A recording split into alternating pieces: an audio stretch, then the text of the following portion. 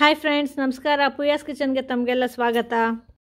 ಇವತ್ತು ನಾವು ಅಕ್ಕಿ ತರಿನ ಬಳಸಿ ಒಂದು ತುಂಬಾ ವಿಶಿಷ್ಟವಾದ ಅಡುಗೆ ಅಂದರೆ ಹಬೆ ಉಪ್ಪಿಟ್ಟನ್ನ ಹೇಗೆ ಮಾಡೋದು ಅಂತ ನೋಡೋಣ. ಈ ಹಬೆ ಉಪ್ಪಿಟ್ಟು ಬ್ರೇಕ್ಫಾಸ್ಟ್ಗೆ ಮತ್ತು ಲಂಚ್ ಬಾಕ್ಸ್ಗೆಲ್ಲ ತುಂಬಾ ಚೆನ್ನಾಗಿರುತ್ತೆ. ಹಾಗಿದ್ರೆ ಈ ಹಬೆ ಉಪ್ಪಿಟ್ಟನ್ನ ಮಾಡೋದು ಹೇಗೆ ನೋಡೋಣ ಬನ್ನಿ. ಇಲ್ಲಿ ಇದಕ್ಕೆ ನಾನು ಮೊದಲಿಗೆ 3 ಕಪ್ಪಷ್ಟು ಅಕ್ಕಿ ತರಿನ ತೊಗೊಂಡಿದ್ದೀನಿ.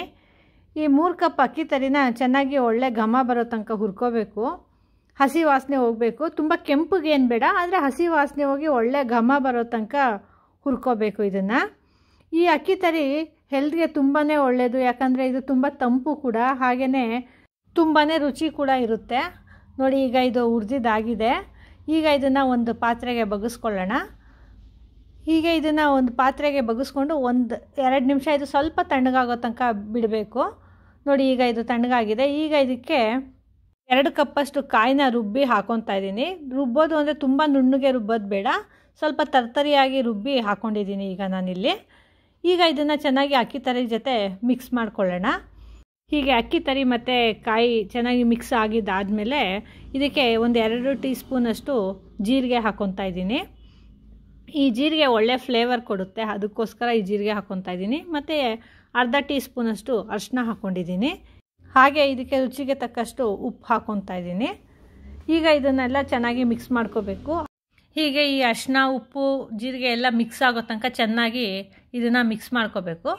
ಹೀಗೆ ಮಿಕ್ಸ್ ಮಾಡಿಕೊಂಡು ಇದಕ್ಕೆ ನೀರು ಹಾಕಿ ನೆನೆಸಿಡಬೇಕು. ಇಲ್ಲಿ ನಾನು 3 ಕಪ್ ಅಕ್ಕಿ ತರಿ ತೊಗೊಂಡಿರೋದ್ರಿಂದ ಅದಕ್ಕೆ 2ರಷ್ಟು ಅಂದರೆ 6 ಕಪ್ಪಷ್ಟು ನೀರು ಹಾಕ್ಕೊಂಡು ನೆನೆಸಿಟ್ಕೊತಾ ಇದ್ದೀನಿ.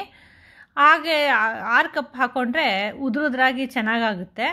ಅಥವಾ ತುಂಬ ಸಾಫ್ಟಾಗಿರಬೇಕು ಅಂದರೆ ಇನ್ನೊಂದು ಅರ್ಧ ಗ್ಲಾಸ್ ಎಕ್ಸ್ಟ್ರಾ ನೀರು ಹಾಕ್ಕೋಬೋದು ಬೇಕಾದರೆ. ನೋಡಿ, ಈಗ ನಾನು ಈ ರೀತಿ ನೀರು ಹಾಕ್ಕೊಂಡು ಚೆನ್ನಾಗಿ ಮಿಕ್ಸ್ ಮಾಡಿ ಇಟ್ಕೊಂಡಿದ್ದೀನಿ. ಈಗ ಇದನ್ನು ಒಂದು ಅರ್ಧ ಗಂಟೆ ನೆನೆಯೋದಕ್ಕೆ ಮುಚ್ಚಿಟ್ಬಿಡೋಣ.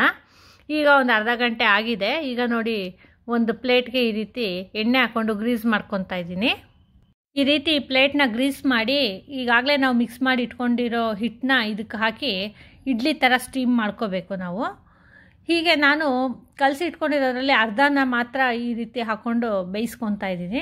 ನೋಡಿ, ಈ ರೀತಿ ಹೀಗೆ ಸ್ವಲ್ಪ ದಪ್ಪ ಇದ್ರೂ ಪರವಾಗಿಲ್ಲ, ಈ ರೀತಿ ಹೀಗೆ ತಟ್ಟೆಗೆ ಹಾಕ್ಕೊಂಡು ಅದನ್ನು ಒಂದು 15 ನಿಮಿಷದ ಕಾಲ ಸ್ಟೀಮ್ ಮಾಡ್ಕೋಬೇಕು. ನೋಡಿ, ಈಗ ಈ ರೀತಿ ಹಾಕ್ಕೊಂಡಿದ್ದಾಗಿದೆ. ನಾನು ಇಲ್ಲಿ ಈಗಾಗಲೇ ನಾನು ಒಂದು ಕುಕ್ಕರ್ಗೆ ನೀರು ಹಾಕಿ ಈ ರೀತಿ ರೆಡಿ ಮಾಡಿ ಇಟ್ಕೊಂಡಿದ್ದೀನಿ. ಈಗ ಈ ಹಿಟ್ಟು ಹಾಕ್ಕೊಂಡಿರೋ ಈ ತಟ್ಟೆನ ಇದರೊಳಗಡೆ ಇಟ್ಟು ಕುಕ್ಕರ್ದು ಲಿಡ್ನ ಕ್ಲೋಸ್ ಮಾಡ್ಕೊಳ್ಳೋಣ. ಹೀಗೆ ಲಿಡ್ನ ಕ್ಲೋಸ್ ಮಾಡಿ ಇದಕ್ಕೆ ವಿಷಲ್ ಹಾಕಬಾರ್ದು, 15 ನಿಮಿಷ ಸ್ಟೀಮ್ ಮಾಡಬೇಕು. ಆಗ ಅಕ್ಕಿದು ತರಿ ಎಲ್ಲ ಚೆನ್ನಾಗಿ ಬೇಯುತ್ತೆ. ನೋಡಿ, ಈಗ ಇದು 15 ನಿಮಿಷ ಆಗಿದೆ. ಈಗ ಇದು ಲಿಡ್ ಓಪನ್ ಮಾಡಿ ನೋಡೋಣ. ನೋಡಿ, ಇದು ಚೆನ್ನಾಗಿ ಬೆಂದಿದೆ. ನೋಡಿ, ಹೀಗೆ ಈ ಬೆಂದಿರೋ ಹಿಟ್ಟನ್ನ ತೆಗೆದು ಒಂದು ಪ್ಲೇಟ್ಗೆ ಅಗಲವಾಗಿ ಆರಕ್ಕೆ ಹಾಕ್ಕೊಳ್ಳೋಣ. ಯಾಕಂದರೆ ಇದು ಚೆನ್ನಾಗಿ ತಣ್ಣಗಾಗಬೇಕು. ಹೀಗೆ ತಣ್ಣಗಾಗಿರೋದಕ್ಕೆ ಒಗ್ಗರಣೆ ಹಾಕ್ಕೊಂಡ್ರೆ ನಮ್ಮ ಹಬೆ ಉಪ್ಪಿಟ್ಟು ರೆಡಿ ಆಗುತ್ತೆ. ನೋಡಿ, ಈ ರೀತಿ ಅಗಲವಾಗಿ ಹಾಕ್ಕೋಬೇಕು. ನೋಡಿ, ಈಗ ಚೆನ್ನಾಗಿ ಬೆಂದು ಅಕ್ಕಿ ತರಿ ಎಷ್ಟು ಉದುರುದ್ರಾಗಿ ಆಗಿದೆ. ಹಾಗೆ ನಾವು ತೆಂಗಿನಕಾಯಿ ಕೂಡ ಬಳಸಿರೋದ್ರಿಂದ ಒಳ್ಳೆ ಘಮ ಕೂಡ ಬರ್ತಾ ಇದೆ ತೆಂಗಿನಕಾಯಿದು. ಹೀಗೆ ಈ ರೀತಿ ಚೆನ್ನಾಗಿ ಅಗಲವಾಗಿ ಆರೋದಕ್ಕೆ ಹಾಕ್ಕೊಂಡ್ರೆ ಅದು ಚೆನ್ನಾಗಿ ತಣ್ಣಗಾಗುತ್ತೆ ಮತ್ತು ಉದುರುದ್ರಾಗುತ್ತೆ. ಹಾಗೆ ಈ ಅಕ್ಕಿ ತರಿ ತುಂಬ ಚೆನ್ನಾಗಿ ಒದಗುತ್ತೆ ಕೂಡ. ಈಗ ಇದು ತಣ್ಣಗಾಗಲಿ, ಅಷ್ಟೊತ್ತಿಗೆ ನಾವು ಒಗ್ಗರಣೆಗೆ ಸಿದ್ಧ ಮಾಡ್ಕೊಳ್ಳೋಣ. ಒಗ್ಗರಣೆಗೆ ಒಂದು 5-6 ಸ್ಪೂನಷ್ಟು ಎಣ್ಣೆ ಹಾಕ್ಕೊಂಡಿದ್ದೀನಿ. ಈಗ ಈ ಎಣ್ಣೆ ಕಾದ್ಮೇಲೆ ಇದಕ್ಕೆ 1-2 ಸ್ಪೂನಷ್ಟು ಸಾಸಿವೆ ಹಾಕ್ಕೊಳ್ಳೋಣ. ಈಗ ಈ ಸಾಸಿವೆ ಸಿಡಿದ ನಂತರ ಇದಕ್ಕೆ ಕಡಲೆಬೇಳೆ, ಉದ್ದಿನಬೇಳೆ ಹಾಕ್ಕೊಂಡು ಬಾಡಿಸ್ಕೊಳ್ಳೋಣ. ಈ ಕಡಲೆಬೇಳೆ, ಉದ್ದಿನಬೇಳೆ ಸ್ವಲ್ಪ ಕೆಂಪಗಾದ ನಂತರ ಇಲ್ಲಿ ನಾನು ಒಂದು 4-5 ಹಸಿಮೆಣಸಿನ್ಕಾಯಿನ ಸಣ್ಣಗೆ ಹೆಚ್ಚಿ ಇಟ್ಕೊಂಡಿದ್ದೀನಿ. ಈ ಹಸಿಮೆಣಸಿನ್ಕಾಯಿ ಮತ್ತು ಕರಿಬೇವಿನ ಸೊಪ್ಪು ಹಾಕ್ಕೊಂಡು ಈ ರೀತಿ ಬಾಡಿಸ್ಕೊಳ್ಳೋಣ. ಈಗ ಸ್ವಲ್ಪ ಹಸಿಮೆಣಸಿನ್ಕಾಯಿ ಮತ್ತು ಕರಿಬೇವಿನ ಸೊಪ್ಪು ಬಾಡಿದ್ಮೇಲೆ ಅದಕ್ಕೆ ಸಣ್ಣಗೆ ಹೆಚ್ಕೊಂಡಿರೋಂಥ ಈರುಳ್ಳಿ ಹಾಕ್ಕೊಳ್ಳೋಣ. ಇಲ್ಲಿ ನಾನು 2 ಈರುಳ್ಳಿನ ಸಣ್ಣಗೆ ಹೆಚ್ಚಿಟ್ಕೊಂಡಿದ್ದೀನಿ. ಈ ಈರುಳ್ಳಿ ಸ್ವಲ್ಪ ಚೆನ್ನಾಗಿ ಬೆಂದ ಮೇಲೆ ಇದಕ್ಕೆ ಸ್ವಲ್ಪ ಉಪ್ಪು ಹಾಕ್ಕೊಳ್ಳೋಣ. ಈಗಾಗಲೇ ನಾವು ಅಕ್ಕಿ ತರಿಗೆ ಉಪ್ಪು ಹಾಕ್ಕೊಂಡಿರೋದ್ರಿಂದ ಇದಕ್ಕೆ ನೋಡ್ಕೊಂಡು ಸ್ವಲ್ಪನೇ ಉಪ್ಪು ಹಾಕ್ಕೋಬೇಕು. ಈ ಈರುಳ್ಳಿಗೆ ಎಷ್ಟು ಬೇಕೋ ಅಷ್ಟು ಉಪ್ಪು ಮಾತ್ರ ಹಾಕ್ಕೊಂಡು ಈ ರೀತಿ ಬಾಡಿಸ್ಕೋಬೋದು. ಈಗ ನಾವು ಈಗಾಗಲೇ ತಣ್ಣಗೆ ಮಾಡಿ ಇಟ್ಕೊಂಡಿರೋಂಥ ಅಕ್ಕಿ ತರಿದು ಮಿಕ್ಸ್ನ ಇದಕ್ಕೆ ಮಿಕ್ಸ್ ಮಾಡ್ಕೊಳ್ಳೋಣ.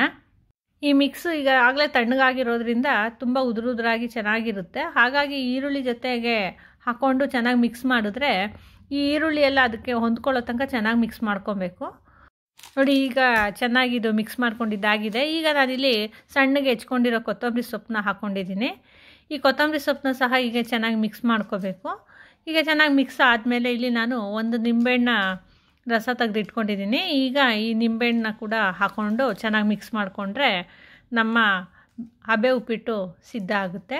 ನೋಡಿ ಬಿಸಿ ಬಿಸಿಯಾದ ಹಬೆ ಉಪ್ಪಿಟ್ಟು ಅಥವಾ ಅಕ್ಕಿ ತರಿ ಉಪ್ಪಿಟ್ಟು ತಿನ್ನೋದಕ್ಕೆ ಸಿದ್ಧ ಆಗಿದೆ. ನಿಮಗೆ ಈ ರೆಸಿಪಿ ಇಷ್ಟ ಆಗಿದರೆ ಇನ್ನೂ ಹೆಚ್ಚು ಹೆಚ್ಚು ವೀಡಿಯೋಸ್ಗಳಿಗಾಗಿ ನಮ್ಮ ಪೂಯಾಸ್ ಕಿಚನ್ನ ಲೈಕ್ ಮಾಡಿ, ಶೇರ್ ಮಾಡಿ, ಹಾಗೆ ಸಬ್ಸ್ಕ್ರೈಬ್ ಮಾಡಿ. ಪೂಯಾಸ್ ಕಿಚನ್ ವೀಕ್ಷಿಸೋದಕ್ಕೆ ತಮಗೆಲ್ಲ ಧನ್ಯವಾದಗಳು.